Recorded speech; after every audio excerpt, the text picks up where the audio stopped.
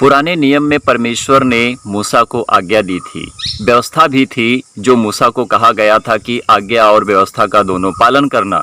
क्या मूसा के जरिए से इस्राएलियों ने परमेश्वर की व्यवस्था और दी गई आज्ञा का पालन किया? नहीं किया उन्होंने। परमेश्वर ने कहा कि मुझे छोड़ तुम किसी और को ईश्वर करके ना मानना। पूरा संसार ईंट पत्थर को अपना ईश्वर करके मानता है। परमेश्वर यहोवा ने मूसा से कहा कि तू अपने लिए मिट्टी खोद कर कोई ईश्वर ना बनाना। पूरा संसार अपने लिए मिट्टी खोद कर ईश्वर को बनाता है और किसी की शकल और किसी की अकल को दे देता है और कहता है कि ये हमारा परमेश्वर है।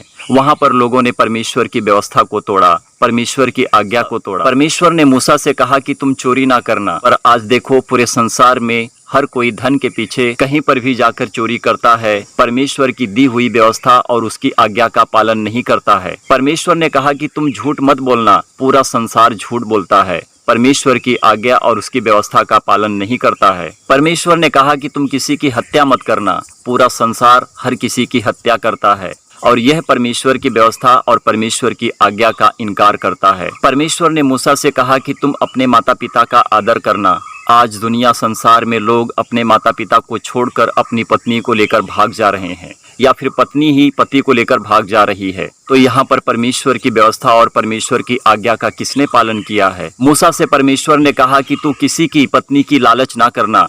एक दूसरे की पत्नी को और एक दूसरे लेकर भाग जा रहे हैं। तो यहाँ पर कहाँ पर परमेश्वर की व्यवस्था का पालन हुआ? किसने परमेश्वर की आज्ञा का पालन किया? परमेश्वर ने मूसा से कहा कि तुम किसी के धन पर अपना मन न लगाना और उसके लिए लालच न करना। पूरी दुनिया, पूरा संसार धन के पीछे भागता है और दूसरे के धन पर अपनी लालच करता है और चाहता है कि मैं पालूं या फिर मैं इसको खरीद लूं या फिर मैं इसको लूट लूं। तो कहां पर परमेश्वर की आज्ञा और व्यवस्था का पालन हुआ? हर किसी ने परमेश्वर के वचन का इनकार किया है। तो परमेश्वर ने जो बाइबल में आज्ञा और व्यवस्था दी है उसका किसने पालन किया है? किसी ने भी पालन नहीं किया। इसीलिए परमेश्वर खुद मनुष्य बनकर इस पृथ्वी के ऊपर आया और पवित्र होकर सारे व्यवस्था का पालन किया। मनुष्य ने यदि चोरी किया तो वह श्राप परमेश्वर प्रभु यीशु मसीह के ऊपर आया। यदि मनुष्य झूठ बोलते हैं तो वह पाप प्रभु यीशु मसीह के ऊपर आता है। मनुष्य अपनी जुबान से गालियां बकते हैं, वह श्राप प्रभु यीशु मसीह के ऊपर आता है। मनुष्य बुराई करते हैं, एक दूसरे के ऊपर दोष लगाते हैं, यह पाप, यह श्राप प्रभु यीशु मसीह के ऊपर आता है। मनुष्य किसी की हत्या करते हैं, यह पाप और श्राप प्रभु यीशु मसीह के ऊपर आता है। मनुष्य दूसरे के धन पर लालच करते हैं, यह श्राप और पाप प्रभु यीशु मसीह के ऊपर आता है।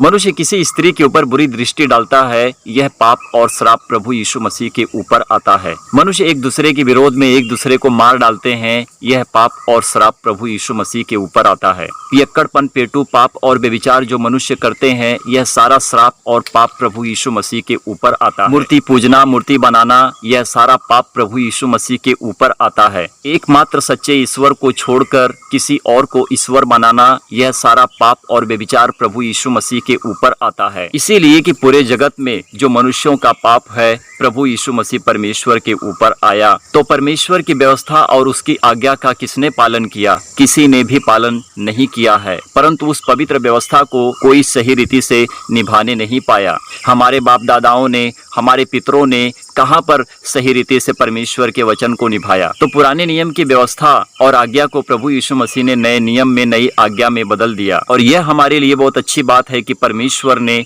जो कुछ किया है हमारे लिए किया है, क्योंकि परमेश्वर महान है, परमेश्वर पवित्र है। परमेश्वर धर्मियों और अधर्मियों पर दोनों पर अपनी आशीष की वर्षा करता है, क्योंकि परमेश्वर महान प्रभु है और हमारे अंदर रहता है और हमारी शरीर परमेश्वर का मंदिर है। परमेश्वर की महिमा हो। आमीन।